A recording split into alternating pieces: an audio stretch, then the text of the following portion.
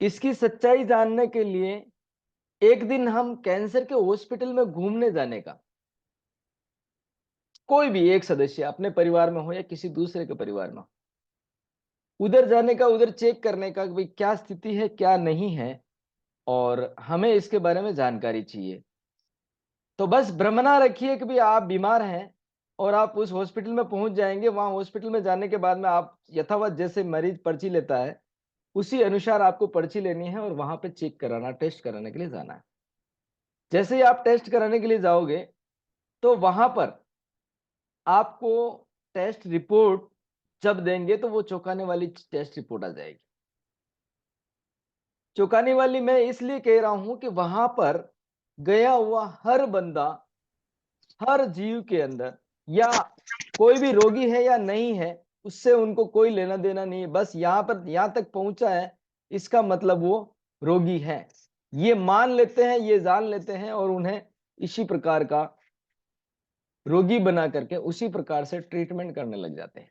हाँ, स्थिति ये जरूर हो सकती है भाई उसे शुरुआत के दौर पर गोलियां दे करके किया जाता हो, फिर धीरे धीरे उनका कुछ भी कर सकते हैं, केमो वगैरह। मैंने 50 mm तक की गांठ को ठीक करते हुए देखा है। जी पायक जी, कुछ प्रश्न है? जी, कोरोना के टाइम में जो लोग खाली चेक करवाने के लिए गए वो जिंदा आए ही नहीं थे, जी, सही उनको सही। मार डाला था। देखिए, ये शब्द कहना थोड़ा अनुचित होगा, मार डाला, लेकिन कहीं न कहीं वो बीमारी का शिकार ना होते हुए भी बीमारी का शिकार हो गए हैं और अपने जीवन को, देह को त्यागना पड़ा। तो ये स्थितियां हर बार बनती आई है, पहले भी बनती आई है, अब भी बनती है और आगे भी बनेगी। चाहे सरकार कोई भी हो, हम सरकार को कोसते रहते हैं, या सरकार की अगर बात करें, तो सरकार की बात करने से पहले हम अपने आप को देखना चाहिए, हम कहाँ क्या कर रहे हैं।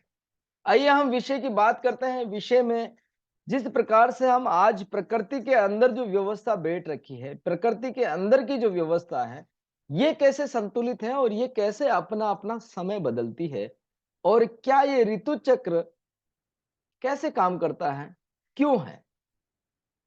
इस ऋतु चक्र की अगर बात करें, तो जब जब सर्दी बढ़ती है, जब जब सर्दी बहुत भयानक बढ़ती है, एक तो शुरुआती सर्दी में, एक भयानक सर्दी में, और एक वापिस जाती हुई सर्दी में, ये तीन समय रोग आते हैं।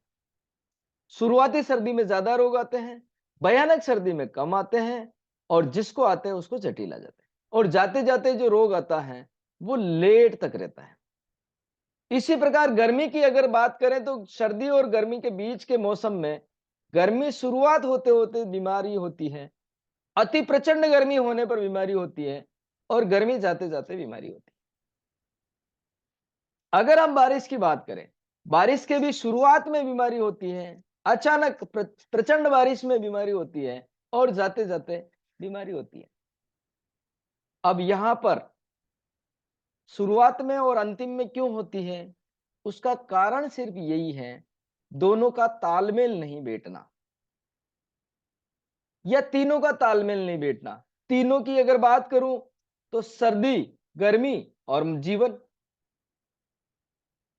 सर्दी, गर्मी और जीवन का, सर्दी के साथ गर्मी का तालमेल नहीं है। अब ये दोनों लड़ाई कर रहे हैं, तो ये जीवन जो है बीच में, ये भी असंतुलन होने लगता है। जिस प्रकार हमारे घर परिवार में अगर कोई भी झगड़ा हो रहा है, तो आप हंसी खुशी स्वाध्याय में कैसे रह सकते हैं? आपको भी टेंशन तो होगी ना। इसी प्रकार प्रकृति ब्रह्मांड में अगर दोनों के बीच में तालमेल बिठाने की सामंजस्य चल रहा है, और ये स्थिति चल रही है कि अब कैसे क्या किया जाए, उस समय हमारा जो शरीर है, हमारा जो मस्तिष्क है, हम जिस कार्य क्षेत्र में लगे हुए हैं, उससे रिलेटेड कुछ न कुछ तो असुविधा होती है। ये असुविधा ही बीमारी क्रिएट करती है। इसी प्रकार गर्मी से बारिश आती है, गर्मी से बारिश आती है, तो गर्मी, प्रचंड गर्मी में तो चलो देखा जाता है कि भाई ध्यान भी रखा जाए, प्रचंड गर्मी में बाहर नहीं निकलेंगे तो बीमार नहीं होंगे। लेकिन अगर गर्मी और बारिश के बीच का अगर मौसम देखा जाए तो गर्मी और बारिश के बीच के मौसम की अगर बात करें तो उमस बहुत ज्यादा हो जाती है। ह्यूमिडिटी जिसको कहते हैं, बादल अंदर मंडरा रहे हैं, गर्मी बहुत भयानक गिर रही है और हवा चलने का नाम नहीं ले रही है। उस समय क्या होगा? उस समय भी हमारी शारीरिक और मानसिक दोनों बीमारियां आती हैं। शारीरिक और मानसिक बीमारी की अगर बात करूं तो प्रचंड गर्मी जेठ महीने में होती है। बैसाख के उतरते हुए बैसाख और जेठ में, बैसाख और जेठ महीना जो है प्रचंड गर्मी का होता है। इस गर्मी के अंदर अगर ऊपर से कम मात्रा में पानी आता है, कम मात्रा में पानी भरा हुआ होता है या कम मात्रा में बादल आते हैं, तो उस समय वो 15 दिन, वो 20 दिन जो झगड़ा होता है, परिवार में देख लो, समाज में देख लो, गांव में देख लो, देश में देख लो, राज्य में देख लो, जिले में देख लो, जहां कहीं पे भी देख लो, उन दिनों वो 15 दिन, 20 दिन इतना खतरनाक झगड़ा आता है जो अंत तक रहता है। खतरनाक ही नहीं, मर्डर तक के केसेस उन्हीं महीनों में आते हैं और भयानक वाले आते हैं। अब आई बारिश की बात। बारिश में भी ऐसा ही होता है, सामान्य, अति और कम, इन तीनों अवस्थाओं में बीमारी होगी। सामान्य अवस्था में, सामान्य मतलब नॉर्मल अवस्था, जिस हमारे शरीर को सहन करने वाली अवस्था अगर है तो बीमारी नहीं होगी। अब इसके लिए हमारा शरीर क्या करता है? हमारा शरीर उस ऋतु अनुसार परिवर्तित होते रहता है। अब ऋतु अनुसार परिवर्तित होते रहता है तो मैं आपको छोटा सा एक एग्जांपल दे देता हूं। 24 घंटे का ही एग्जांपल देते हैं, 24 घंटे का ही उदाहरण लेते हैं। 24 घंटे के अंदर मान लीजिए एक समय ऐसा चल रहा है जिसमें बहुत ही गर्मी चल रही है और भयानक ठीक ठीक गर्मी चल रही है।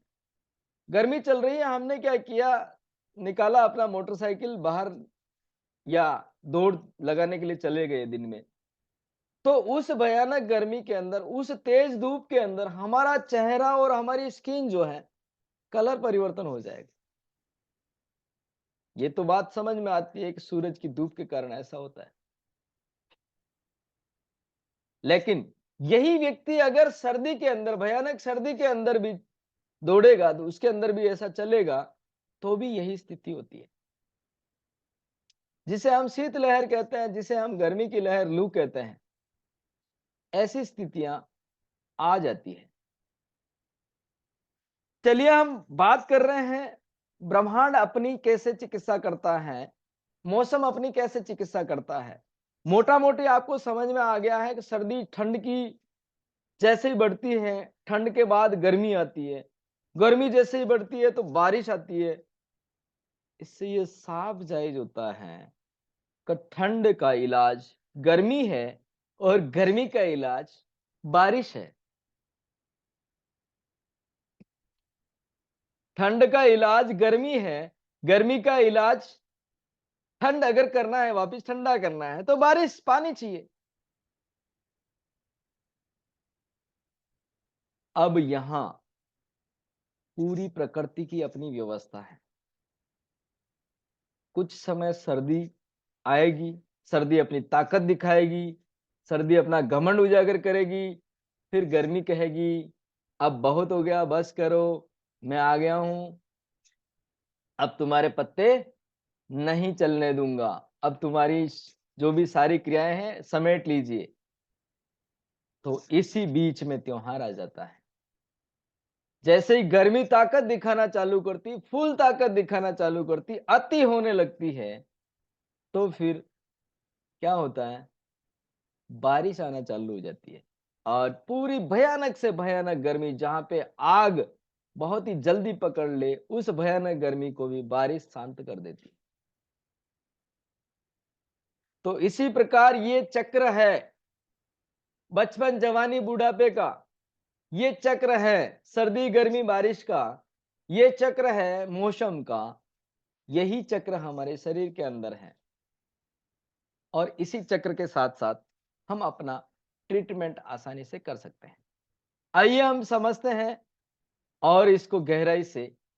तो हमारे तीन मौसम है, तीन मौसम के साथ साथ बीच में वाले तीन मौसम है और बीच वाले तीन मौसम की अगर बात करें तो हमारे पास हो गए 6 मौसम। बीच वाले, अति वाले और एक्चुअल मौसम। जैसे कि हमने भोजन के ऊपर बात करी थी, पथ्य सति गर्दातश्च किमोसधि निषेवणे, मतलब पथ्य और अपथ्य का ध्यान रखा जाए। शरीर के अंदर क्या चाहिए, क्या नहीं चाहिए, क्या खाना, क्या नहीं खाना, इसका इतना सा ध्यान रखा जाए, तो हम कभी बीमार नहीं होंगे ज़िंदगी में। ये कन्फर्म है। कन्फर्म क्यों है? हमारा शरीर पहले ही बता देता है। पहले ही बता देते का मतलब क्या है? हम जब भी कोई भी व्यंजन लेते हैं, तो हमें पसंद है, नहीं पसंद है, ये भी पहले पता चल जाता है। दूसरा, जब मान लीजिए किसी को आलू सूट नहीं होता है, खाने में खा तो लेता है जबरदस्ती या किसी भी कारणवश, लेकिन कुछ ही समय में उसे वोमिटिंग होना, कुछ ही समय में उसे ऐसा-ऐसा होना, ऐसा अगर शरीर कर रहा है, इसका मतलब ये होता है कि उस शरीर के अंदर विद्यमान धातु जो हम ले रहे हैं, विद्यमान भोजन जो हम ले रहे हैं, उसके गुण-धर्म हमारे शरीर के अंदर पहले से पर्याप्त या ज़्यादा हैं, तो वो हमारे शरीर के अंदर रखना नहीं चाहता। इसीलिए वो उल्टी के मार्फत, किसी न किसी के मार्फत वो बाहर निकालने की कोशिश करेगा। लेकिन ये मानव ही है जो समझ नहीं पाता और स्टॉल पे जाकर के 5-5 7-7 गुलाब जामुन खाता, दही बड़े खाता, आइसक्रीम खाता, पानी पूरी खाता, बहुत सारी ऐसी चीज़ें जो विरुद्ध है, लेकिन समाज के साथ में या किसी के साथ में रहता है तो बहुत सारी चीज़ों का वो उपयोग करता है, फिर शरीर खराब होता है। आइए हम चलते हैं इसके आगे। हम कैसे चिकित्सा चेक कर लेते हैं? विषय बहुत ही सामान्य है और बहुत जटिल भी है। हम कैसे चेक कर सकते हैं? अभी तक हमने किसी भी इंस्ट्रूमेंट का नाम नहीं लिया। अभी तक हमने किसी भी इक्विपमेंट का नाम नहीं लिया। अभी तक हम किसी की रिपोर्ट नहीं माँगे। कैसे चेक करते हैं? क्योंकि एलोपैथी में और बाकी जगहों पे रिपोर्टें निकाल करके चेक किया जाता है कि इसमें कैल्शियम कमी है, इसमें नाइट्रोजन है, इसमें पोटास है। तो ये आपको एक फ़ोटो दिख रहा होगा। इस फ़ोटो को एग्रीकल्चर ज़ोन से जोड़े या हमारे जरी शरीर के ज़ोन से जोड़े, प्रकृति से जोड़े या हमारे शरीर से जोड़े, दोनों एक ही चीज़ होती है। दोनों एक ही कैसे? इनका टेस्ट करने का, इनका अंकुरित होने का, इनका बड़ा होने का, इनका समय पर वापस खत्म होना, ये हमारे में और प्रकृति के अंदर सिमिलर है, सेम है, कोई परिवर्तन नहीं है। अब इसको चेक करने के लिए हमने एक आदमी लगाया, 5 दिन तक आदमी लगाया, बारिश का समय था, मक्का बुआई करने का समय था और मक्के का बीज अंदर डाल दिया, ऊपर धरातल पर प्लेन करा दिया। प्लेन कराने के बाद में उस व्यक्ति को हमने ये कहा, जो डॉक्टर की उपाधि लेकर के बैठा है, कि भई ये सेम सरफेस है, सेम सरफेस हमें चाहिए। अगले 15 दिन तक चाहिए और अगले 15 दिन तक तुम फ़ोटो लेकर के आना इसका और इसकी निगरानी रखना, कुछ भी कंकर पत्थर ऊपर नहीं गिर जाए, पत्ता ऊपर नहीं गिर जाए, ऐसा कोई भी परिवर्तन नहीं होना चाहिए। क्योंकि धरती है ना, ये तो हिलती नहीं, कुछ करती नहीं, तो इसके अंदर से कुछ भी परिवर्तन नहीं होना चाहिए। तो लगातार 2-3 दिन तक, 4 दिन तक वो बंदा रहता है और 5वें दिन में एक छोटा-सा अंकुरित होकर के, जिसे हम कली कहते हैं, जिसे हम गुपा कहते हैं, जिसे हम अंकुरित अनाज का एक ठोया कहते हैं, वो निकलना चालू होता है। वो निकलता है तब भी उसको थोड़ा-सा ध्यान आता है कि हाँ, कुछ न कुछ तो दरार ज़मीन के अंदर दरार पड़ के छेद होकर के ये कुछ निकला। दूसरे तीसरे दिन वापस वो 1 पत्ती आती, फिर 2 पत्ती आना चालू होती, फिर और बड़ा होना चालू होता है। जब उसके दिमाग में गड़बड़ मामला हो जाता है क्योंकि वो भारतीय परंपरा को नहीं जानता, वो भारतीय भौगोलिक को नहीं जानता, वो होने वाले परिवर्तन को पहले से नहीं समझता, तो वो उसे एक रोग समझने लग जाता है और वो उसे एक बहुत ही बड़ी जटिल समस्या समझने लग जाता है। ऐसे बड़े-बड़े वैज्ञानिक को अगर हम पूछे कि अब क्या करना है, तो वो सीधा ये कहेंगे, हमारे शरीर की भी इसमें तुलना करें तो रोग जैसे ही उत्पन्न होता है तो बहुत ही छोटा होता है और अंकुरित होता है, अपने समय के अनुसार अंकुरित होता है। जिस प्रकार सर्दी में बोई जाने वाली फसल सर्दी में ही पैदावार होगी, गर्मी में बोई जाने वाली फसल की गर्मी में ही पैदावार होगी, बारिश में बोई जाने वाली फसल बारिश में ही पैदावार होगी। अच्छी, ऐसा नहीं कह रहा हूं कि भाई कभी नहीं हो सकती, अच्छी पैदावार उसी मौसम में होगी। इसी प्रकार मौसम के अनुरूप अंकुरित होते हैं अनाज। इसी प्रकार मौसम के अनुरूप पैदा होते हैं हमारे रोग। उम्र के अनुसार पैदा होते हैं हमारे रोग। लेकिन उसका सामंजस्य, उसका ध्यान रखा जाए, तो आगे किसी भी प्रकार की कोई भी समस्या नहीं आती है। जब अंकुरित हुआ तो उस डॉक्टर को हमने पूछा कि भाई अभी क्या करना चाहिए? पत्ती आ गई तो अभी क्या करना चाहिए? हमें तो प्लेन जैसा था वैसा का वैसे ही चाहिए। ऐसा ऐसा कोई भी परिस्थिति में, ऐसा कोई भी सिम्पटम, ऐसी कोई भी स्थिति हमें नहीं चाहिए। तो उसने सीधा कहा, इसको जला डालते हैं, इसको काट डालते हैं। एक बार आया तो काट डालते हैं, काट डालने का मतलब ये होता है हमारे शरीर के अंदर जो होने वाले ऑपरेशन है, उसे काट करके बाहर निकाल दिया जाता है, काट करके छोड़ दिया जाता है। अब काटने से क्या हुआ? वापिस वो अंकुरित होगा, वापिस वो फल डबल होगा, ट्रिपल होगा। इस प्रकार एक बार काटते हैं, एक बार जलाते हैं, एक बार काटते हैं, एक बार जलाते हैं। यहाँ भी उनकी संतुष्टि नहीं होती है, तो फिर उसे निकाल के फेंक देते हैं। यही हमारे शरीर के साथ में हो रहा है। हम पहले गोलियाँ लेकर के उसे जलाते हैं, इंजेक्शन लेकर के उसे जलाते हैं और उसके साथ-साथ आगे चल के हम किसी भी अंग को निकाल करके फेंकने तक हमें 1% भी दया नहीं आती। 1% भी। मानव निर्मित होता तो उसे फेंक देते तो भी चलता। लेकिन जिसका कार्य जो है वो करना ही पड़ता है। अगर अंग को निकाल दिया तो उस अंग के रिलेटेड सारे कार्य बाधित हो जाते हैं। वो कार्य दूसरे अंग को करना पड़ता है। अगर मान लीजिए अपने ही घर परिवार में एक बहन, एक माताजी जो भोजन बनाती है, उसका कार्य अगर कोई पुरुष करने लग जाए, तो समस्या ज़्यादा बढ़ेगी या कम होगी? उसको निकाल दिया घर से बाहर, क्योंकि हम परिवार में हैं, 5 व्यक्ति हैं, 5 सदस्य हैं। बच्चे-बच्चे का काम कर रहे हैं, युवा-युवा का काम कर रहे हैं, बुजुर्ग-बुजुर्ग का काम कर रहे हैं। पति-पत्नी का काम अलग-अलग है दोनों का। एक तरह से बाँटा हुआ है कि भाई तुम्हें भोजन बनाना है, इस इन्हें ऑफ़िस जाना है, तुम्हें बच्चों का ये कार्य करना है, मैं बच्चों को लेकर के आऊँगा। इनमें से, इन 5 सदस्य में से भी कोई एक सदस्य अगर अनुपस्थित हो जाता है, तो हमें क्या लगता है, आज तो वो नहीं है, इसके लिए मेरे ऊपर लोड ज़्यादा आ गया। अगर वही लोड कंटिन्यू बढ़ता रहेगा, तो फ्रस्ट्रेशन चालू हो जाती है और शारीरिक जो क्रियाएँ हैं, वो डिस्टर्ब हो जाती है, जो रेगुलर में हो रही है। अब ये थी आधुनिक मेडिकल की पूरी जांच। आधुनिक मेडिकल बाद में पता करता है, जैसे कि ये दाना अंकुरित होने के बाद उसे पता चला, इस दाने के ऊपर पत्ता आने के बाद उसे पता चला। लेकिन अगर यही पता होता कि भाई ये अनाज धरती में डलने के बाद में इस मौसम में इतने दिन में ये अंकुरित होगा, तो इस प्रकार की कोई भी समस्या नहीं आती है। इसी प्रकार हम जानेंगे अपने उम्र के रोग, अपने मौसम के रोग किस प्रकार से क्या असहजता देता है।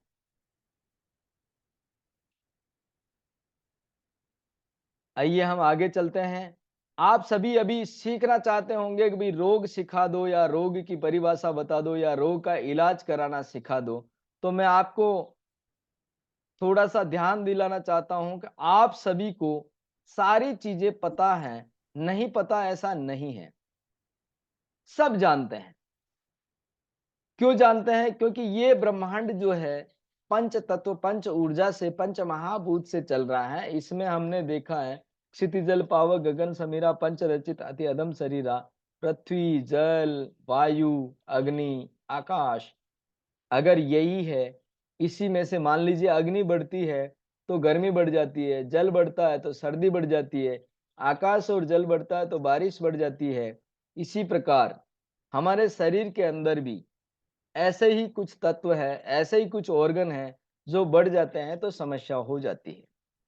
आइए हम जानते हैं, अगर मान लीजिए बच्चे को एक गुब्बारा दे दिया जाए और उस गुब्बारे में हवा भर दी जाए, अनलिमिटेड हवा भर दी जाए, जितनी उसकी ज़रूरत है, उससे ज़्यादा हवा भर दी जाए, तो वो हवा किस तरफ जाएगी? तो आपके मन में तत्काल विचार आएगा, तो कोई भी हवा जो है सरफेस में जाएगी, ओपन भाग में जाएगी। गुब्बारा अगर फूट जाता है, गुब्बारे में अगर हवा भरी ज्यादा भरी जाती है, तो वो हवा जहां जगह पाएगी वहां चली जाएगी, यानी कि आकाश की तरफ। स्पेस का मतलब होता है आकाश, और ऊपर भी जाएगी, स्पेस में भी जाएगी। उसको जहां सहज होगा वहां पे चली जाएगी। अगर गाड़ी का टायर फट गया तो भी हवा बाहर निकल जाती है, गाड़ी के टायर के अंदर नहीं रहती है, और लिमिटेड मात्रा में अगर रहती है, उसको जितना सहज होता है उतनी ही रहती है, इससे ज्यादा नहीं रहती है। इसी प्रकार अगर आपको पूछा जाए कि आपके पड़ोस में आग लग रही है, अग्नि चल रही है, और इस अग्नि को बुझाना है तो क्या करेंगे? तो हमारे सभी के मन में एक ही विचार आएगा और तत्काल आ जाता है कि यहाँ पे हमें पानी डालने की आवश्यकता है। यानी कि अग्नि को कंट्रोल करने के लिए, अग्नि को नियंत्रण करने के लिए जल की आवश्यकता होती है, पानी की आवश्यकता होती है। अब यहाँ हुआ क्या? आग बढ़ गई। आग बढ़ गई मतलब जहां पे जरूरत नहीं है वहां पे आग चालू हो गई, तो हमें पानी डालना। यही हमारे चूल्हे के ऊपर अगर आग चल रही है तो वो हमारे उपयोग की है। यही हमारे गैस के ऊपर आग जल रही है तो उसके ऊपर कोई पानी नहीं डालता। क्यों नहीं डालता? वो हमारे उतनी मात्रा में उपयोगी है जितनी मात्रा में हमें जरूरत है। जरूरत नहीं है तो या तो बंद कर देंगे, अगर बंद नहीं होगा तो फिर उस पे पानी का, मिट्टी का कुछ न कुछ उपयोग करेंगे। इसी प्रकार हम अग्नि को संतुलित कर सकते हैं पानी के थ्रू। हमने पहले बता दिया था कोई भी ऊर्जा अधिक होना और कम होना दोनों बीमारी है। अधिक होना भी बीमारी है और कम होना भी बीमारी है। अगर आग ज्यादा हो गई तो भी तकलीफ है, कम हो गई तो हमारा भोजन और हमारा जठराग्नि नहीं चलेगा तो भी तकलीफ है।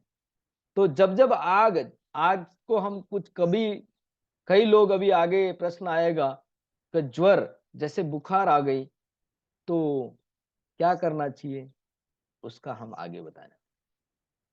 बुखार भी दो तरह की, तीन तरह की होती है। एक तरह की बुखार कभी नहीं होती है, किसी को ठंड लग के आती है, किसी को बुखार में पानी ज्यादा प्यास लगता है, किसी को पानी पीने की इच्छा नहीं होती है, किसी को सोने की इच्छा होती है। ऐसी कई सारी इच्छाएं हैं। वो ही हमारा ट्रीटमेंट हमें सिखाती है, हमें अपने आप को अनुभव कराती है। इसी प्रकार पृथ्वी की अगर हम बात करें तो पृथ्वी कब कब कटती है? जब उसके ऊपर जल भराव ज्यादा हो जाता है, जल की स्पीड पृथ्वी के ऊपर ज्यादा हो जाती है, यानी कि बारिश के मौसम के अंदर जो तबाही होती है, पानी से कटती है जमीन, नाले के नाले कट जाते हैं, नाले से पानी बाहर निकल जाता है, तालाब फूट जाते हैं, बहुत ही पानी तबाही मचाने के प्रयास में रहता है। लेकिन प्रकृति की अपनी व्यवस्था है। प्रकृति के अंदर बारिश होने के पहले हम अगर जंगल की तरफ घूमने चलेंगे या जंगल की तरफ बातचीत करने चलेंगे, जंगल से थोड़ा सोच विचार करते हैं, तो बारिश आने के 2 दिन पहले, 4 दिन पहले से अनाज अंदर से नीचे, बीज अंदर से नीचे, या पेड़ पौधे हरे होने दिखाई देते हैं, और अंदर से छोटे छोटे घास उत्पन्न हो जाती है। और जैसे ही बारिश गिरती है वैसे ही वो पत्ते, घास ऊपर आ जाती है। जब घास, पत्ते और हरियाली वहां हो जाती है तो पानी आराम से उसके ऊपर से होकर के निकल जाता है। ये स्थिति इसकी आ जाती है। इस स्थिति की अगर हम बात करें तो ये स्थिति आप देख रहे हैं चित्र में का, एक तरफ पेड़ पौधे ज्यादा नहीं होने के कारण या नहीं होने के कारण पृथ्वी कटी हुई है, और दूसरी तरफ पेड़ पौधे और घास होने के कारण पृथ्वी नहीं कटी हुई है। तो इससे ये जायज होता है कि पानी को कटाव से बचाने के लिए पेड़ पौधे चाहिए, पृथ्वी को कटाव से बचने के लिए पेड़ पौधे यानी कि हरियाली चाहिए होती है। जिस जिस जगह हरियाली नहीं है उस जगह पृथ्वी कटी हुई है।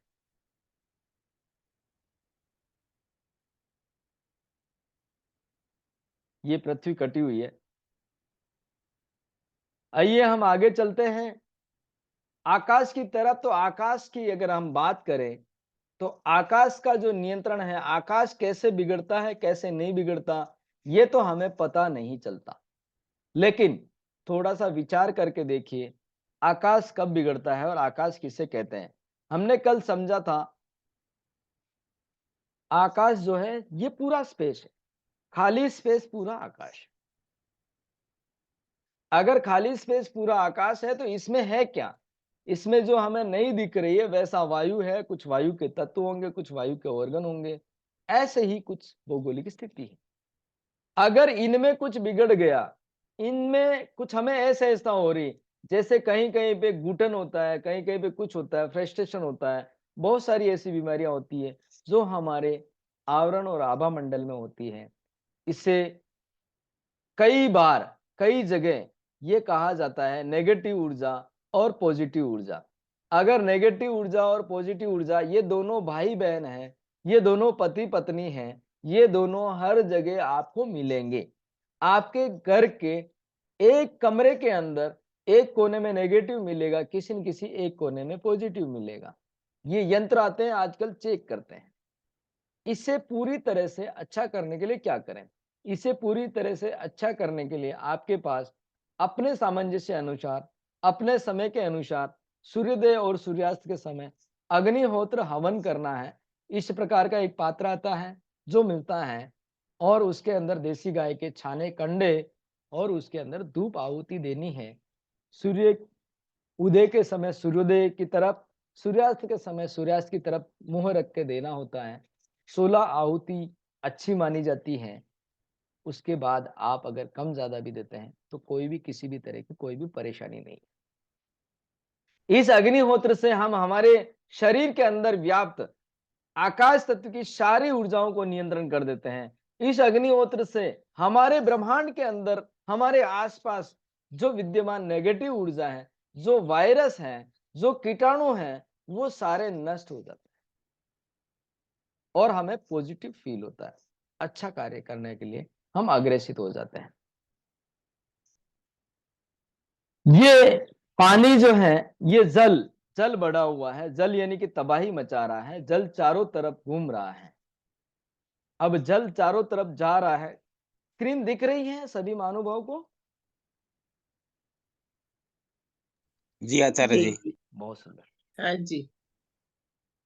तो जब-जब जल बढ़ता जाता है, जल जब तबाही मचाने लग जाता है, जल जब बिखरने लग जाता है, तो एक जगह से लगा करके कई जगह तक हमें नुकसान पहुंचाने का कार्य करता है। अब नुकसान पहुंचाता है तो हम क्या करते हैं? हमारे पूर्वज क्या करते थे? पूर्वजों की अगर बात करें तो हर गांव, हर शहर के बाहर एक तालाब नाडा बना हुआ, एक बड़ा तालाब बना हुआ, उसके आगे एक छोटा तालाब बना हुआ, उसके आगे एक छोटी नाडी बनी हुई है। ऐसे करके 3, 4, 5 प्रकार के हमारे पास पानी स्टोरेज के साधन बने। अब वो पानी स्टोरेज करना तो हमें जरूरत है, लेकिन इनडायरेक्टली उस पानी से धरती को होने वाली तबाही, जो धरती कटने वाली है, जो पानी गुस्सा कर रहा है, बह रहा है, शर करते हुए जा रहा है, वो रेती को लेकर के जा रहा है, वो कटाव ले रहा है। तो इस प्रकार पानी का स्टोर करने से हम उसकी चिकित्सा कर लेते हैं। पानी का स्टोर करने के लिए, पानी को रोकने के लिए, पानी की गतिविधि को बंद करने के लिए, पानी की गतिविधि को कम करने के लिए हम पृथ्वी का उपयोग करते हैं। पृथ्वी का उपयोग का मतलब ये होता है, चारों तरफ मिट्टी के ढेले, मिट्टी का पहाड़ के ढेले या हम ऐसा शेप देते हैं, भई इसके ऊपर से पानी होकर के नहीं जाए, यहीं बना रहे। आजकल बांध काम होने लग गए हैं सीमेंट सीसी से, लेकिन पहले ऐसा नहीं हुआ करता था। और आज भी कोई भी इतना बड़ा तालाब नहीं है जिसके चारों ओर बांध काम हो गया हो और वो सक्सेस हो। मिट्टी से ही इसकी कार्य प्रणाली सक्सेस होती है। मिट्टी से ही सक्सेस होती है। तो ये मिट्टी क्या करती है? ये मिट्टी पानी को कंट्रोल कर देती है। इसीलिए जल को कंट्रोल करने के लिए हमने मिट्टी का उपयोग किया। जल को कंट्रोल करने के लिए हम मिट्टी का इस प्रकार से उपयोग करते हैं और कोई भी किसान मित्र हैं तो वो ये सोचता होगा कि हमारे एक पानी देने की मात्रा एक जगह, एक पर्टिकुलर जगह में पर्याप्त हो गई है, तो वहां पे हम मिट्टी हटा करके दूसरी जगह मिट्टी लगा देते हैं, तो वो पानी इधर से ना हो करके उधर चला जाता है। अगर हम एक ही बार में सभी जगह लगाना चालू कर देते हैं या हर जगह पूरा क्लियर करते हैं, तो होगा क्या, वो फूटता जाएगा और पूरा पिलाई नहीं होता है। इस प्रकार हम जल से अपनी सुरक्षा कहते हैं। आइए आपको अब दिख रहा होगा एक कलर के स्टार। अगर हम स्टार की बात करें तो स्टार से याद आता है इनके 5 कोने हैं। 5 कोने का मतलब ये कहा जाता है हमें 5 स्टार। और बच्चे बहुत ही खुश होते हैं जब वो उनके अध्यापक, टीचर उन्हें 5 स्टार देते हैं। 5 स्टार का मतलब ये हुआ 5 एलिमेंट, जल, पृथ्वी, वायु, अग्नि, आकाश। ये सभी का नियंत्रण होता है। ये जब बच्चे का नियंत्रण होता है, जैसे वो खेलने के समय खेलता है, पढ़ने के समय पढ़ता है, आचार-विचार, व्यवहार सही करता है, तो उसे अपनी टीचर स्टार देती है। और यही स्टार 5 एलिमेंट हैं। यही स्टार हमारे पास हमारी चिकित्सा है। इसी कारण से उन्हें स्टार भी मिलता है। आइए हम आगे चलते हैं। इनके अंदर आपको कलर दिख रहा होगा, एक ब्लू है, एक सफेद है, एक पीला है, एक लाल है और एक हरा है। सारे कलर की अपनी परिभाषाएं होती हैं। सभी कलर अपना-अपना रुतबा रखते हैं और हर कलर कुछ न कुछ कहता है। हर कलर कुछ न कुछ कहता है। ये कलर कैसे कहता है, इसकी जानकारी भी आपको अभी मिलने वाली है। कलर क्या कहता है, इसको जानने के लिए हमारे पास अभी इस समय 3 कलर आपके सामने आ गए। 3 कलर से मीनिंग है, एक हरा आया, एक लाल आया और एक पीला, येलो आया। तो ये तीनों कलर क्या कहते हैं? आप सभी को सामान्यतः मालूम होगा। लाल बत्ती सिग्नल, ट्रैफिक सिग्नल की अगर हम बात करें, तो वहां पे चौराहे पे कोई भी खड़ा नहीं होता है, तो भी हमें हरा कलर दिखाई दे देता है, तो हम अपनी गाड़ी को चला देते हैं, चालू कर देते हैं और वहां से रवाना हो जाते हैं। इसी प्रकार उसी जगह अगर रेड कलर आ जाता है, तो हम रुक जाते हैं। उसी जगह पीला कलर आ जाता है, तो हम देख के चलने का प्रयास करते हैं। इसका मतलब इस कलर ने हमें कुछ न कुछ सिम्पटम दिया है। आइए और समझते हैं इसको आसानी से। हमारे मनुष्य जीवन में ये 5 आदमी, 7 आदमी खड़े हैं इधर और इधर भी आदमी खड़े हैं। रोड पे दोनों खड़े हैं, एक चौराहे पे ये खड़े हैं और एक चौराहे पे ये खड़े हैं।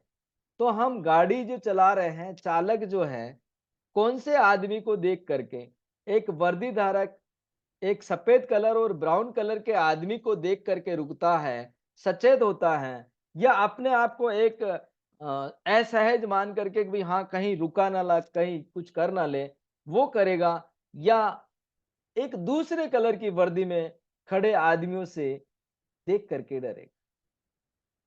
क्या स्थिति होती है, आप समझ सकते हो। ब्राउन कलर और सफेद कलर का अगर कोई भी बंदा हमें दिखाई दिया अचानक से रोड के ऊपर, तो हमें अचानक से वही लगता है कि ये पुलिस वाला है, ये हमें रोक लेगा। और यही दूसरे तीसरे कलर वाले कपड़े पहने हुए चाहे 50 आदमी हो, चाहे 20 आदमी हो, वो हाथ देंगे तो भी गाड़ी वाला रोकने का नाम नहीं लेता है। और ये सफेद वर्दी वाला या ब्राउन वर्दी वाला 2 आदमी भी है, 1 आदमी भी है जिसने सीटी बजा करके हाथ दे करके रोकने के लिए कहा, उसे रुकना पड़ता है। ये कलर कहता है। जबकि आदमी मान लीजिए दोनों सेम ही है, वही वर्दी वाला आदमी सामान्य वेशभूषा में आ जाए, जनरल वेशभूषा में आ जाए या अपनी सामाजिक वेशभूषा में आ जाए, तो भी उससे कोई भी व्यक्ति नहीं रुकता। तो इससे ये जाया जाता है कि ये कलर कुछ न कुछ कहता है। यहाँ कलर की अगर हम बात करें तो कलर को भी इस विज्ञान के तहत हमने 5 तत्वों में, 5 शारीरिक तत्वों में, 5 ब्रह्मांड के तत्वों में रखा है। तो जो हरा कलर है वो वायु का है, लाल कलर जो है वो अग्नि का है, गहरा लाल प्रचंड अग्नि का है और पीला जो है पृथ्वी का है, भूरा और सफेद आकाश का है, नीला और ब्लैक जल का है। या हमें कन्फ्यूजन होगा थोड़ा सा कि हमें आकाश के बारे में नीला बताया गया, आप जल के बारे में नीला बता रहे हैं। तो आप अगर समुद्री इलाके से या पानी को देखेंगे तो वहां नीली नीली नीला नीला ही दिखाई देगा। इसके लिए भी जल नीला है और कई सारे कारण हैं।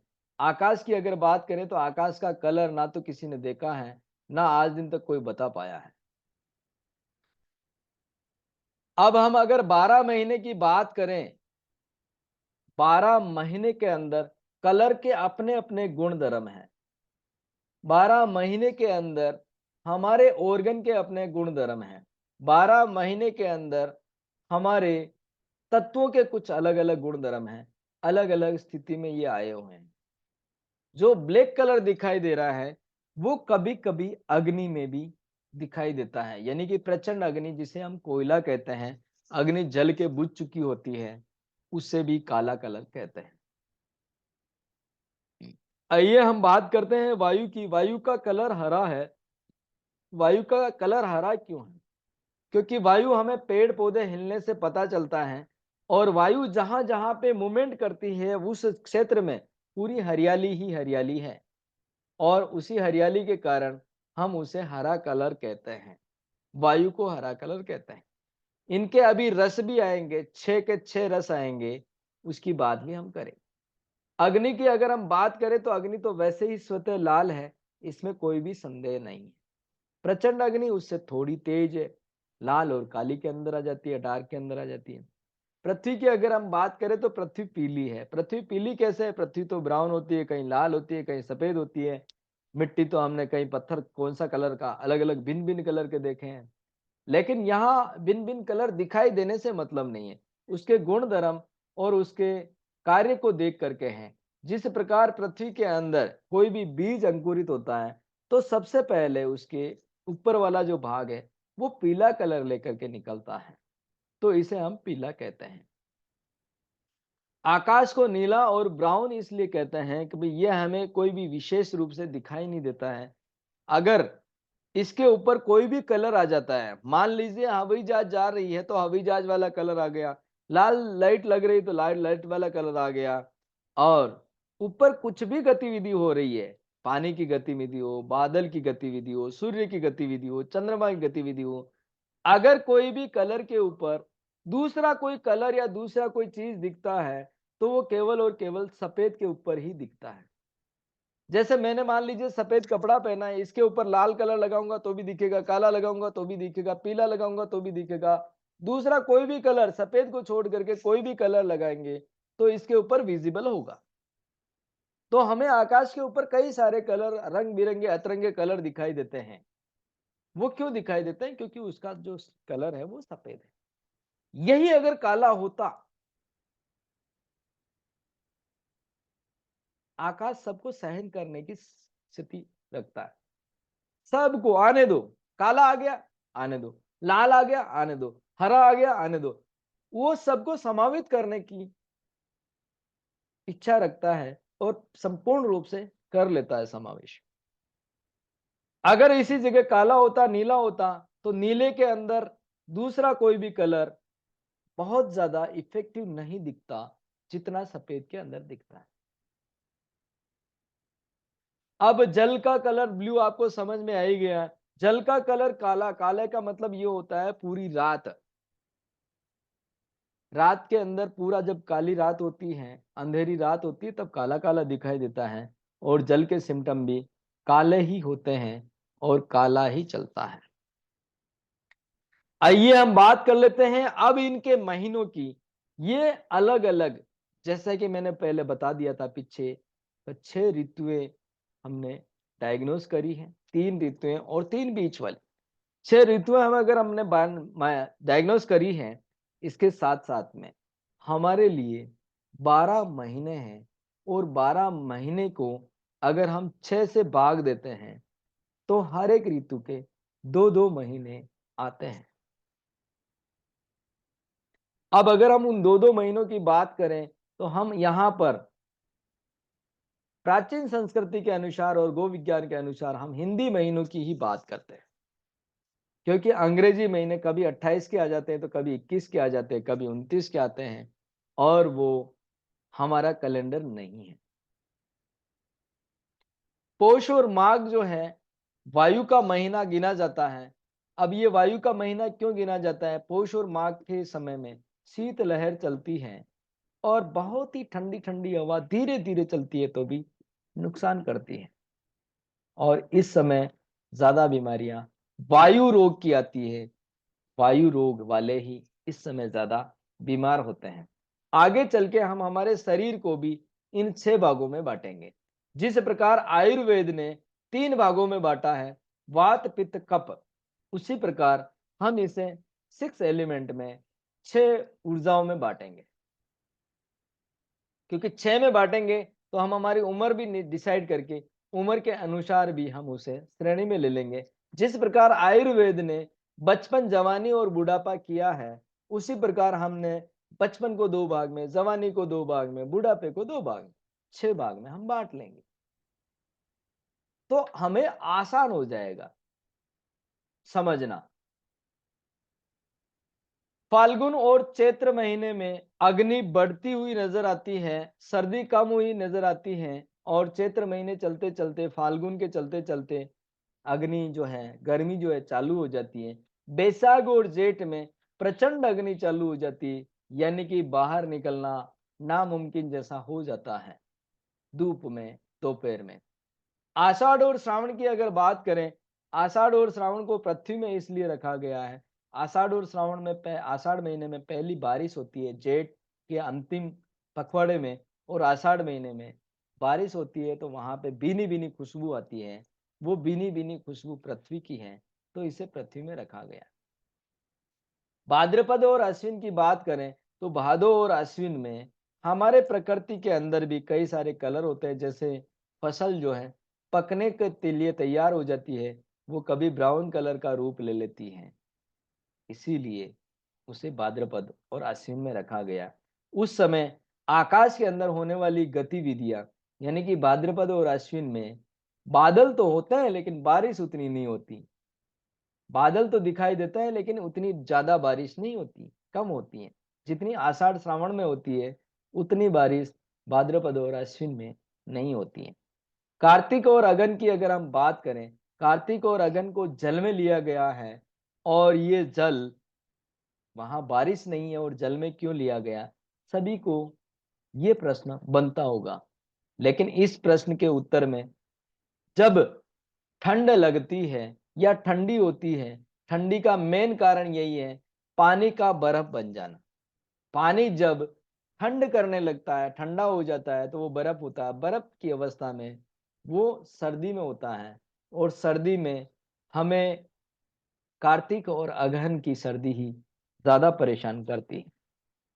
इसी प्रकार हमने इन मौसम को इन ऊर्जाओं के तहत समझा और अब आइए हम व्यवहार के तहत समझ लेते हैं।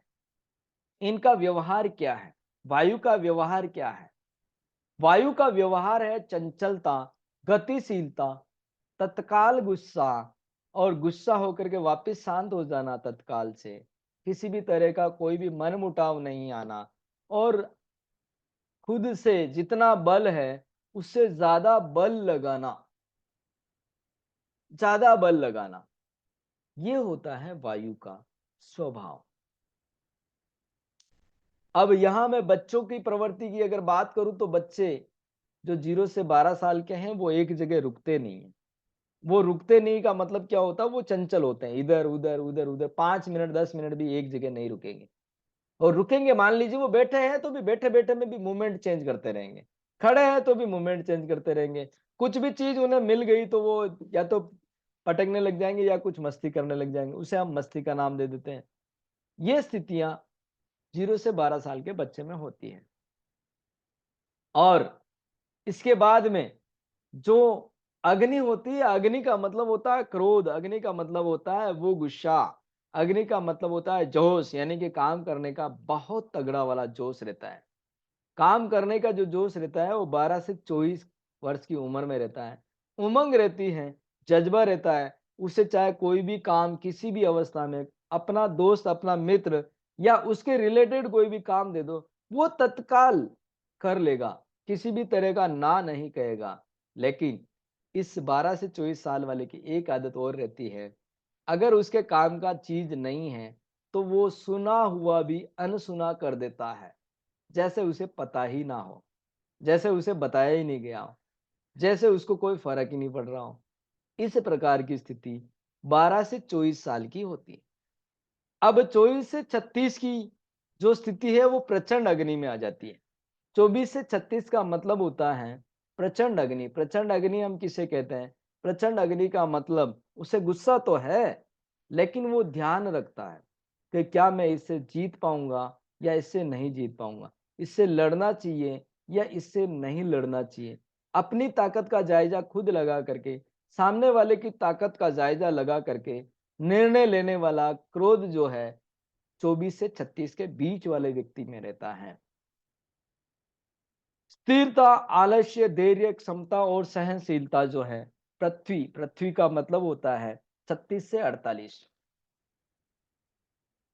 36 से 48 की उम्र में आते-आते मनुष्य जीवन में एक ढलान आ जाती है और वो ये सोचता है कि भई अब बहुत हो गया जितना होना था जो, अब मुझे स्थिर बैठ करके काम करना है, पीछे बच्चे-बच्ची के लिए काम करना है और यथावत मुझे एक जगह रह करके काम करना है। धैर्य रखना है, स्थिरता रखनी है, सहनशीलता रखनी है। कोई आ गया झगड़ा है तो जाने दो यार उसको माफ़ कर दो। ऐसी स्थिति हमारे अंदर आ जाती है। अब 48 से 60 की उम्र जो है, वो होती है आकाश की उम्र। आकाश की उम्र की अगर बात करें तो समन्वय, यानी कि उसने गलत किया, उसने सही किया, आने दो उसको। हम उसको समझा-बुझा करके व्यवस्थित कर देंगे। लेकिन वो अपने अंदर लेकर के समन्वय बिठाने का प्रयास करता है, विवेकशील होता है और अपने कार्य को फैलाने की स्थिति में रहता है कि चल तुम इस कारण से आए हो, तो तुम्हें मैं एक काम दे देता हूँ, आप ये काम करो और अब आगे से ऐसा मत करना। तो ऐसे करके काम लेना उन्हें बड़ा अच्छी तरह से आता है और वो समन्वय और तालमेल बिठाना अच्छी तरह आता है। मन बुद्धि शांत चित्त हो जाती है और वो इतने सालों का जो एक्सपीरियंस है उसके पास हो जाता है। वो ये जानता है कि मैं 5 नहीं, 25 नहीं, 50 धंधे भी हो, तो भी मैं आसानी से कर सकता हूँ। ये 48 से 60 की उम्र में होता है। वो अपने आप को अकेला ना होते हुए भी अकेला समझने लग जाता है, एकांत समझने लग जाता है। और स्वाद में उनके ऊपर कोई भी दे दो, कुछ भी दे दो, तो भी वो सहनशीलता से खा लेगा। किसी भी प्रकार की कोई भी भिन्न टिप्पणी या संशय नहीं करता है। अब आता है 60 प्लस की उम्र। 60 प्लस की उम्र की अगर हम बात करें, तो भय, गंभीर, कंपन, चिंता, शून्यपन, अनिद्रा और अनुभव वाला होता है। अनुभव की अगर हम बात करें तो इतनी उम्र बढ़ने के बाद तो अनुभव तो जायज़ है, सभी को आ जाता है। भय और चिंता की अगर बात करें तो इतना अनुभव यानी कि ठोकरें लगी हुई है। बार-बार जगह में व्यवसाय, व्यवहार, मेडिकल में, किसी भी क्षेत्र में देख लो। जिस-जिस क्षेत्र में उन्होंने पैर डाला है, जिस-जिस क्षेत्र को उन्होंने सुना है, उनका सारा एक्सपीरियंस इनको रहता है। तो चिंता बनी रहती है, कहीं मेरा बेटा ये कर रहा होगा और उसे नुकसान नहीं हो, कहीं मेरा पोता ये कर रहा है, उसे नुकसान ना हो। देश में आज ये गतिविधि चल रही है, कहीं आगे चल के ये नुकसान ना हो। इस तरह की चिंताएँ जो हैं 60 प्लस वाले बुजुर्ग व्यक्तियों को ज़्यादा होती हैं। और अब इसको मौसम के अनुसार अगर देखें तो पौष और माघ महीना वायु का महीना है। उस महीना का स्वभाव यही होता है। फाल्गुन और चैत्र महीने का स्वभाव अगला होता है। बैसाख और जेठ महीने का स्वभाव अगला कॉलम होता है। आषाढ़ और श्रावण महीने का स्वभाव जो है वो पीला कलर जैसा होता है। भाद्रपद और अश्विन का जो स्वभाव है वो ब्राउन कलर के जैसा होता है और कार्तिक और मंगसर्स महीने का स्वभाव जो है वो नीले कलर के जो व्यवहार लिखे हुए हैं उस व्यवहार का होता है। अब यहाँ पर हमारा क्लियर हुआ, उम्र क्लियर हुआ, मौसम क्लियर हुआ और हमारे अंदर होने वाले परिवर्तन यानी कि व्यवहार की अगर हम बात करें तो ये भी क्लियर हुआ। हर कलर कुछ न कुछ कहता है और हमने अभी थोड़ी देर पहले जाना प्राकृतिक तालमेल के अनुसार अगर वायु बढ़ जाती है तो वायु जो है आकाश की तरफ मूवमेंट करती है। वायु अगर बढ़ जाता है तो वो आकाश की तरफ ही यानी कि खाली स्पेस को ही चाहता है। अग्नि अगर बढ़ जाता है तो जल की तरफ ही चाहता है। अग्नि जल शांत कर देता है। प्रचंड अग्नि को भी जल शांत कर देता है। पृथ्वी को वायु यानी कि पृथ्वी बिगड़ने पर पेड़ पौधे और हरियाली लग जाती है, तो पृथ्वी को शांत कर देता है। आकाश को शांत करने के लिए हम अग्निहोत्र यानी कि अग्नि जलाते हैं, तो आकाश शांत हो जाता है। जल को शांत करने के लिए जल अगर भटक रहा है तो हमने देखा है, उसको हमने पृथ्वी से मेड़ बना करके, पाल बना करके, उस पानी को स्टोर करके उसको शांत कर दिया है। इसी प्रकार हम अगर व्यवहार की बात करें, तो व्यवहार में हमने समझा है, एक उम्र की बात भी हमने करी है। व्यवहार, स्वभाव और उम्र की हमने बात करी है। व्यवहार, स्वभाव और उम्र की हम जब भी बात कर रहे थे, तो हमने बचपन, जवानी और बुढ़ापे को 3 भाग में बाँट दिया। अब 3 भाग की अगर बात करें, तो उसको 6 भाग में कर दिया।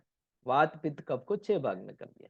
अब 0 से 12 साल का जो बच्चा है, उसका ये स्वभाव रहेगा, जो हमने बताया, चंचलता, गतिशीलता, गुस्सा और बल। 12 से 24 साल की जो उम्र है, उसका क्रोध, जोश, उमंग और जज्बा रहेगा। 24 से 36 साल का जो बच्चा है, 24 से 36 साल का जो वयस्क है, 24 से 36 साल का जो युवा है, उसको क्रोध, जोश, होश और कर्म करने की, यानी कि काम करने की लगन, व्यवस्थित काम करने की लगन। काम करने की लगन तो 12 से 24 वाले में भी होती है, लेकिन व्यवस्थित स्थिर काम करने की लगन 24 से 36 में आती है। अब मुझे इस फील्ड में जाना है, यही अंतिम तक करना है। 24 से 36 में कर्म होती है और ताकत पूरी पावर लगा देता है। 36 से 48 में स्थिरता, आलस्य, धैर्य, क्षमता और सहनशीलता आ जाती है। 48 से 60 की उम्र में फैलाव, समन्वय जैसा मैंने बताया है अभी। 60 प्लस प्लस में भय, गंभीर कंपन और चिंता जैसा विषय आ जाता है। ये उम्र के लिहाज है और ये उम्र के अनुसार है।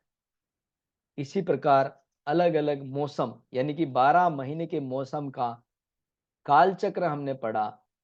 हमने उम्र का कालचक्र पढ़ा और यही उम्र की अगर हम बात करें, तो 0 से 12 वायु, 12 से 24 अग्नि, 24 से 36 प्रचंड अग्नि, 36 से 48 पृथ्वी और 48 से 60 में आकाश और 60 प्लस प्लस में जल। ये हमारे ऑर्गन होते हैं, ये हमारे तत्व होते हैं, जो इस अवस्था में आ जाते हैं। अब इसके स्वाद की हम कल बात करेंगे सुबह। अब यहाँ पर हम देखेंगे एक तालमेल, प्रकृति का अपना तालमेल है। प्रकृति का तालमेल के साथ-साथ में हम हमारे परिवार का भी तालमेल समझ लेते हैं। अगर वायु वाला यानी कि बच्चा 0 से 12 साल का बच्चा अगर बिगड़ जाए, अगर नाटक करे या समझ में नहीं आए या किसी भी तरह की कोई भी गतिविधि उल्टी-सीधी करे, तो उसे आकाश वाला यानी कि 48 से 60 वाला व्यक्ति माफ कर देता है और वो ही इन दोनों का तालमेल बहुत ही अच्छा बनता है। इन दोनों का तालमेल ही अच्छा बनता है। अग्नि की अगर हम बात करें, तो 12 से 24, अब ये जो 0 से 12 साल का बच्चा है, 12 से 24 और 12 से 36 वाले व्यक्तियों से प्रेम नहीं करेगा। क्यों नहीं करेगा? 12 से 24 वाला झट से गुस्सा आ जाता है और वो चाँटा मारते हुए देर नहीं करता, वो गुस्सा करते हुए देर नहीं करता। इसके लिए 0 से 12 वाले बच्चे जो हैं, 12 से 24 वाले बच्चे के साथ में खेलना कम पसंद करते हैं, उनको मित्र बनाना कम पसंद करते हैं, उनके साथ में रहना कम पसंद करते हैं। यहाँ तक कि 0 से 12 साल के बच्चे, उनके माता-पिता 24 से 36 साल वाले होते हैं, तो उनके साथ में ना रह करके उनके दादा-दादी 48 से 60 के साल के बीच वाले व्यक्तियों के पास में ज़्यादा रहते हैं। ये आपने अपने घर परिवार में भी अनुभव किया होगा। अब जो 12 से 24 है, 12 से 24 के जो बच्चे हैं, वो भी अपने दादा-दादी यानी कि जल वाली अवस्था वाले व्यक्तियों को पसंद करेंगे। वो भी आकाश वाली व्यवस्था को पसंद करेंगे, जैसे दादा-दादी बड़े होते हैं। 24 से 36 वाले भी अपने बड़े को पसंद करते हैं और यहाँ स्थिति ये आ जाती है, अग्नि और जल अगर दोनों बढ़ना चालू कर देता है, दोनों अगर लड़ाई करना चालू कर देता है, दोनों ये कहना चालू कर देता है कि मैं बड़ा हूँ और मैं बड़ा हूँ, तो दोनों के बीच में तनाव हो जाता है। ये तनाव सास-बहू के झगड़े पैदा करता है। ये तनाव हमारे परिवार में, हमारे समाज में कई सारी स्थितियाँ पैदा कर देता है। इसी प्रकार पृथ्वी वाले की अगर हम बात करें, पृथ्वी यानी कि 36 से 48 वाले को बच्चे संभाल लेते हैं। यानी कि इस उम्र में आते-आते पति पत्नी का अगर किसी का झगड़ा हो गया और वो इस उम्र में है और उनका झगड़ा हो गया तो फिर क्या कहेंगे? पति कहेगा मैं बच्चों के कारण रुका हुआ हूँ, नहीं तो मैं कहीं का विदेश चला जाता और 20 साल तक चेहरा तक नहीं दिखाता तुम्हें। और यही पत्नी श्रीमती जी भी यही कहेगी, ये तो छोटे-छोटे नन्हे-नन्हे बच्चे हैं ना इसीलिए मैं रुकी हुई, अन्यथा मैं तो कभी की चली जाती मेरे पियर में। इन बच्चों के खातिर मैं रुकी हूँ, नहीं तो मैं इतना सहन नहीं कर सकती। इतने साल तो सहन किया, अब सहन नहीं कर सकती। ये स्थिति लगभग-लगभग हर भारतीय परिवार की आती है, तो वहाँ प्रकृति ने अपनी व्यवस्था कर रखी है इस अवस्था में आने से पहले इनके पास बच्चे होना ज़रूरी है और अगर बच्चे हैं, तो ये कहीं भी हिलने-डुलने वाले नहीं हैं। आकाश की अगर व्यवस्था देखें, आकाश के साथ में आकाश वाले व्यक्ति के साथ में अगर अग्नि वाला बच्चा यानी कि 12 से 24 और 24 से 36 वाला व्यक्ति अगर है, तो वो बहुत ही खुशनसीब वाले होते हैं, बहुत ही अच्छे कार्य करने वाले होते हैं। उन्हें जितना बढ़ाना है, उतना बढ़ा सकते हैं, अगर 12 से 24 और 24 से 36 वाले बच्चे उनको मिल जाते हैं। अब जल की अगर बात करें, जल जो है बुजुर्गों का होता है और ये अक्सर बढ़ता रहता है क्योंकि यहाँ जल और अग्नि दोनों बढ़ते हैं इस उम्र में। अब इस समय क्यों बढ़ते हैं? उसका कारण ये है कि हम अपनी यथावत ज़िंदगी में कई सारी गोलियाँ ले चुके होते हैं, उससे शरीर के अंदर अग्नि भयंकर मात्रा में हो जाती है और बुजुर्ग अवस्था में जल और अग्नि जब झगड़ा करता है, तब उसे फ्रस्ट्रेशन, चिंतन, कई सारी गतिविधियाँ ऐसी होती है जो सामान्य परिवार को कभी पसंद नहीं होती है। तो इसको शांत करने के लिए ये अग्नि वाला तो कभी शांत नहीं कर सकता क्योंकि अग्नि वाला भी गुस्से में हो जाता है और ये जल और अग्नि दोनों लेकर के बैठा है तो ये भी गुस्से में होता है। तो यहाँ 24 से 36 वाले के साथ में 60 प्लस वाले की नहीं बनती, 12 से 24 वाले के साथ में 60 प्लस वाले की कम बनती है और इनकी बनती है तो सिर्फ पृथ्वी वाले से यानी कि जल वाले व्यक्ति अगर कोई झगड़ा कर रहा है तो पृथ्वी वाले व्यक्ति को बिठा दो उसके पास में तो भी शांत हो जाएगा, झगड़ा खत्म हो जाएगा और वो उसे समझाने की कोशिश करेगा क्योंकि ये पृथ्वी वाला व्यक्ति शांत स्वभाव से धीरे से पास में बैठ करके स्थिर अवस्था में रह करके उसकी बात समझ करके फिर उन्हें प्रेजेंट करेगा तो वो समझ में आ जाएगा। और इतना ही नहीं, ये सारे परिवार के जो तालमेल हैं, ये सभी यथावत रूप से इस कार्य में चलते रहेंगे और चलते हैं, चलते आए हैं।